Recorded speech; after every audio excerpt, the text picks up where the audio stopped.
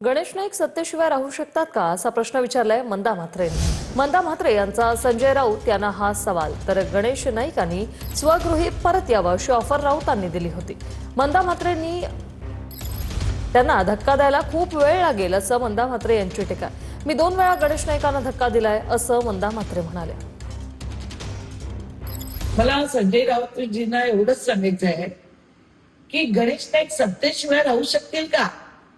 तुमच्याकडे सत्ता आहे का? आता तुमच्याकडे सत्ता गेल्यानंतर तुम्हाला टाकून गद्दारी पहिले कोणी केली? शिवसेनेची, मग आले राष्ट्रवादी, सगळं चंबू कंपू चंबू।